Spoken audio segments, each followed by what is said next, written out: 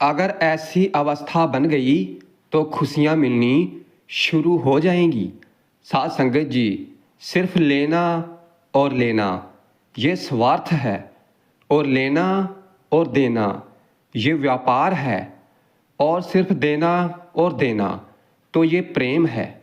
इसलिए जरा विचार करके देखें, हमें जो ये सारा संसार दिखाई दे रहा है, हम भी इसी में शामिल हैं। तो हम व्यापारी हैं, प्रेमी नहीं हैं। इसलिए साथ संगत जी, ये वाणी कहती है कि जब कुछ मिलेगा, ये जो हमारे संबंध बने हुए हैं आपस में, तो जब तक कुछ मिल रहा है तो तब तक संबंध हैं, और जब मिलना बंद हो गया तो संबंध खत्म हो जाएंगे। और फिर चाहे कोई भी है, चाहे पति पत्नी हो, चाहे बच्चे, माता पिता, जब तक उनको कुछ मिल रहा है, जब तक आप उनकी ज़रूरतें पूरी कर रहे हैं, तो आपके उनके साथ संबंध बने हुए हैं। और आप आज उनकी ज़रूरतें पूरी करनी बंद कर दो, कल से झगड़े शुरू हो जाएंगे। इसलिए इस गलतफहमी में मत रहना, ये हमारा प्रेम नहीं है। प्रेम तो केवल गुरु और शिष्य के बीच में होता है, और जिसे हम प्रेम समझते हैं तो वो मोह है।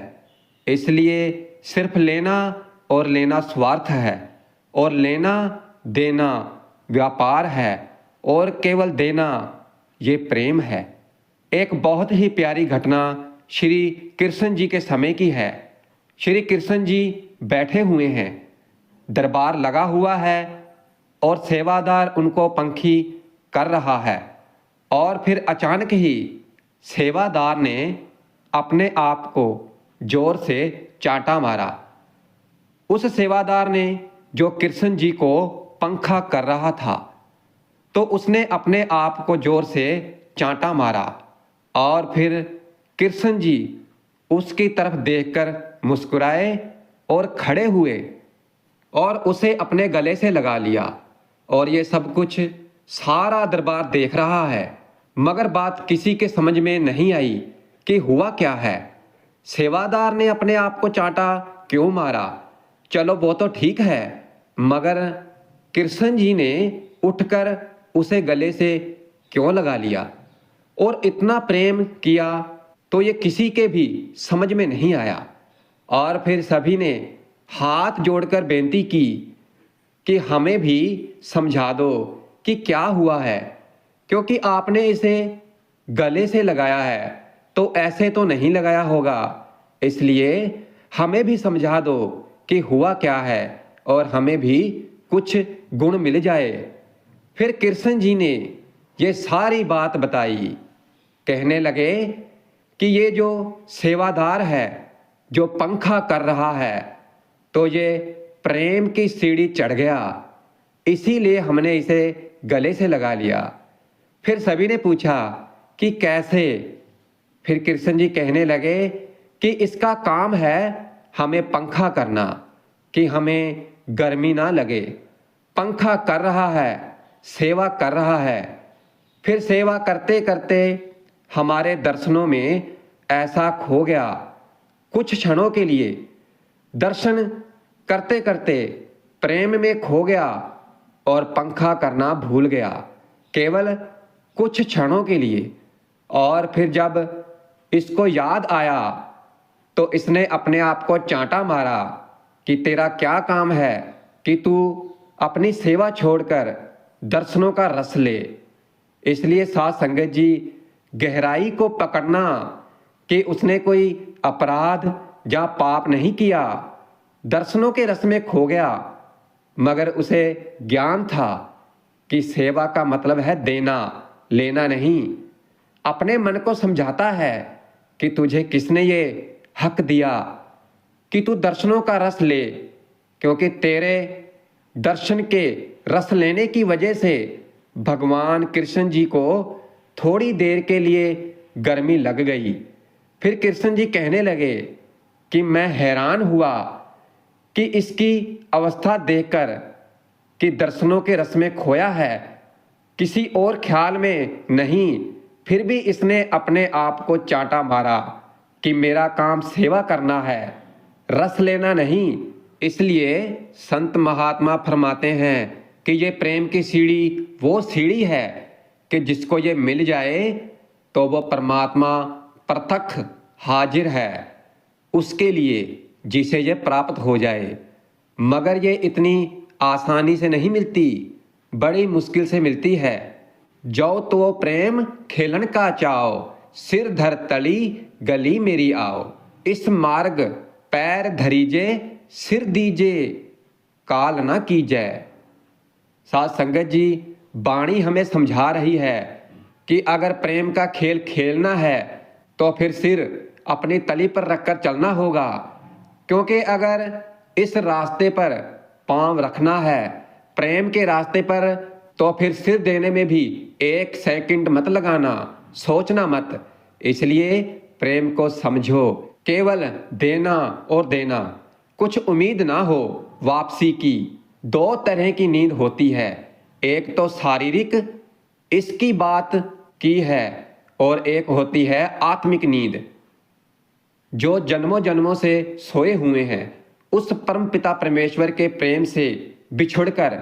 और एक शारीरिक नींद, जैसे कोई अमृत वेले में जाग रहा है और नाम का सिमरण कर रहा है, नाम भक्ति में बैठा हुआ है, नाम का रस ले रहा है, और फिर उसे नींद आ जाए, और फिर जब आंख खुलती है तो सुबह हो चुकी है, और फिर उसके मन की अवस्था देखो, उस परमात्मा से बिछुड़ गया। मैं फिर उसके मन की अवस्था केवल वही जानता है। इसलिए साथ संगत जी, ये प्रेम की दात इतनी बड़ी दात है कि इंसान के पिछले किए हुए पाप तो खत्म हो जाते हैं और आगे पाप करने के लायक नहीं रहता, वो पाप कर ही नहीं सकता, उसकी इतनी समर्था ही नहीं रहती कि वो पाप कर सके, कोई गलत काम कर सके। और उसकी वजह है, अब जैसे किसी दुकान में जाते हैं या किसी मॉल में जाते हैं तो सामने लिखा होता है कि सीसीटीवी कैमरा आपको देख रहा है। इंडिया में तो लिखा होता है कि सावधान, आप कैमरे की निगाह में हो, और फॉरेन कंट्री में बड़े ही प्यार से लिखा होता है स्माइल वी वाचिंग, कि मुस्कुराइए, हम आपको देख रहे हैं। भाव तो डराना ही है। और फिर जैसे ही हमें पता चलता है कि कैमरा लगा है तो हम सावधान हो जाते हैं, हर कोई सावधान हो जाता है। सामने कैमरा लगा है, कोई गलत हरकत की तो पकड़े जाएंगे। इसी तरह प्रेम उस अवस्था का नाम है, इसमें इंसान की वो अवस्था हो जाती है कि हर समय हर पल उसे लगता है कि परमात्मा उसे देख रहा है। ऐसी प्रीत करो मन मोरे, 8 पहर परब जानो नेड़े, सो सतगुरु प्यारा मेरे नाल है। ये अवस्था हो जाएगी हर समय। उस इंसान को यह महसूस होता है कि वो परमात्मा उसके साथ में है, और अगर वो कुल मालिक साथ में है तो फिर भाई कौन सा गलत काम हो सकता है। इसलिए अब हमें ये तो पता चल गया कि प्रेम क्या है, प्रेम का पहलू क्या है, प्रेम इतनी बड़ी दात है। मगर सवाल अब ये उठता है कि हमें मिले कैसे, हमारी ऐसी अवस्था हो कैसे, बने कैसे। इसलिए संत महात्माओं के वचन हैं कि प्रेम नेम की गली में से प्रकट होता है। जो इंसान किसी भी हालत में अपना नेम ना छोड़े तो उसके अंदर प्रेम पैदा जरूर होगा। इसलिए हर बार सतगुरु हमें समझाते हैं कि भाई नित नेम संभाल लो। गुरु गोबिंद सिंह जी के वचन हैं कि अमृत वेले को संभालो, बाणियों का नितनेम करो। क्यों कहा नितनेम करो? कोई तो कारण होगा। और नितनेम कहा है, ये नहीं कहा है कि नेम करो। नितनेम जो नित हो, रोजाना हो। अब नितनेम करने से होता क्या है? नितनेम करने से गुरु की शरण प्राप्त हो जाती है, और फिर जो गुरु की शरण में आ गया तो फिर गुरु उसे प्रेम की दात बख्श देते हैं। 6वीं पातशाही श्री गुरु हरगोबिंद सिंह जी महाराज जी के समय की घटना है। गुरु महाराज घोड़े पर सवार होकर जा रहे हैं और साथ में बहुत से सेवादार और भी घोड़े पे सवार होकर साथ में जा रहे हैं। और वो एक गांव के एक बाजार से गुजरे तो फिर उनके दर्शन करने के लिए पूरा गांव इकट्ठा हो गया। उनको देखकर और फिर संगत का प्यार देखकर गुरु महाराज घोड़े से नीचे उतर आए। फिर क्या देखते हैं कि उनकी निगाह एक आदमी पर पड़ी जिनका नाम इतिहास में भाई प्रेमा जी है। उनके ऊपर निगाह पड़ी। और क्यों पड़ी? क्योंकि उसके देखने का ढंग ही अलग था। क्योंकि देखता तो हर कोई है मगर दर्शन कोई विरला ही करता है। क्योंकि देखने में और दर्शन करने में फर्क होता है। देखते तो हम भी हैं और देखते संत महात्मा भी हैं। हम देखते हैं आम इंसान की तरह, मगर जो संत महात्मा होते हैं जिन्हें ज्ञान होता है तो वो देखते हैं परमात्मा की तरह। अब जैसे पहली पातशाही श्री गुरु नानक देव जी को जिसने देखा मगर दर्शन कितनों ने किया और घर वाले भी दर्शन नहीं कर पाए। बेबे नानकी जी ने दर्शन किए। भाई प्रेमा जी गुरु महाराज के दर्शन कर रहे हैं। उनके देखने के ढंग से ही गुरु हरगोबिंद सिंह जी महाराज उन पर प्रसन्न हो गए। और फिर ध्यान से देखा तो उनके पाँव में जूते नहीं थे। उसके पाँव में जूते नहीं हैं, गरीब है। फिर गुरु साहब ने कहा, प्रेमा तेरे पाँव में जोड़ा नहीं। फिर उसने हाथ जोड़ दिए मगर कुछ कहा नहीं। फिर गुरु साहब जी ने अपने पाँव का जोड़ा उसे निकाल कर दिया और कहने लगे, ये पहन ले और जाओ जिस रास्ते पर जा रहे थे जाओ और अपना काम करो। फिर भाई प्रेमा ने जोड़े ले लिए और गुरु साहब उस गांव में काफ़ी समय तक रुके क्योंकि संगत का बहुत इकट्ठ था। और फिर जब सारी संगत को दर्शन दे दिए तो फिर अपने घोड़े पर सवार होकर चल दिए और जंगल में से जा रहे हैं। पथरीला रास्ता है तो क्या देखते हैं कि भाई प्रेमा जी उसी रास्ते से जा रहे हैं और उनके पाँव में अब भी जूते नहीं हैं। फिर गुरु साहब जी ने घोड़ा उसके पास ले जाकर रोका और फिर भाई ये देखकर प्रसन्न हो गया कि फिर से गुरु साहब जी के दर्शन हो गए। फिर चरणों में माथा टेका।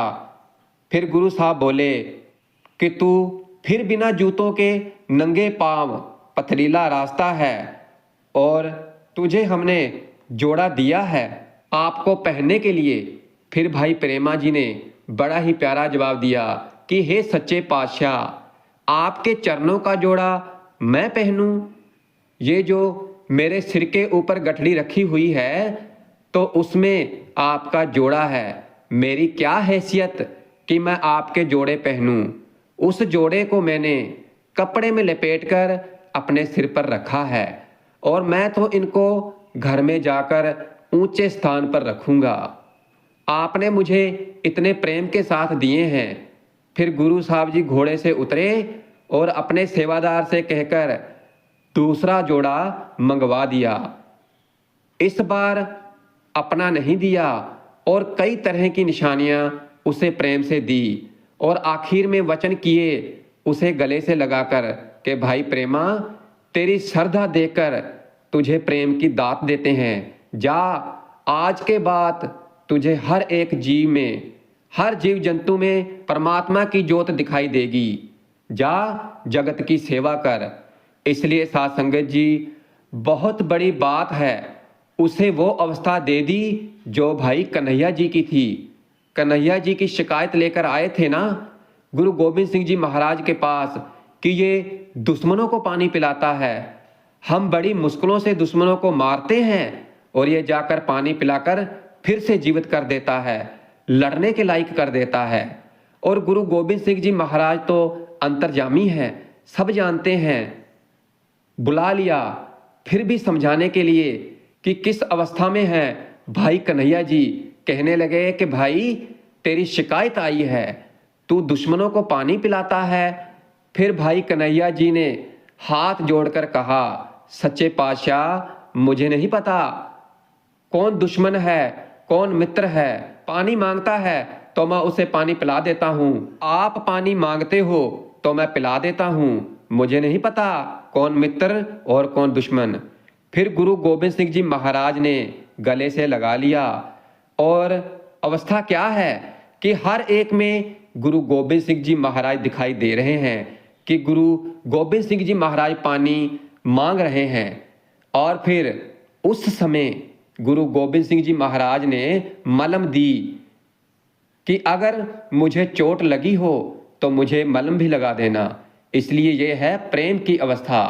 मिली कैसे? गुरु गोबिंद सिंह जी महाराज ने भाई प्रेमा को कैसे दी? कहने लगे, तेरी श्रद्धा पर हम प्रसन्न हो गए हैं। जो श्रद्धा कर सेम दे गुरु तारन हार। जो श्रद्धा से जपेगा गुरु पार उतारन हार। जो श्रद्धा कर सेम दे गुरु पार उतारन हार। हम ये सत्संग क्यों कर रहे हैं, ये साखियां क्यों सुन रहे हैं? एक ये वजह कि अपने आप को घर में जाकर टटोला करो कि आज जो सत्संग करके आए हैं क्या गुरु के प्रति श्रद्धा बनी? और अगर गुरु के प्रति श्रद्धा प्रेम विश्वास बढ़ा तो समझ लेना कि सत्संग करके आए हैं, वरना टाइम पास करके आए हैं। इसीलिए कर रहे हैं कि श्रद्धा बन जाए, और श्रद्धा बन गई गुरु की शरण प्राप्त हो जाएगी, और गुरु की शरण प्राप्त हो गई तो फिर प्रेम की दात मिल जाएगी। और फिर एक दिन भी नाम का सिमरन भजन किए बिना नहीं जाएगा। और फिर तो हर कोई सुबह सुबह उठकर अमृत वेले को संभालेगा, चाहे फिर वो घर पे हो या सफर पे हो, कहीं भी हो।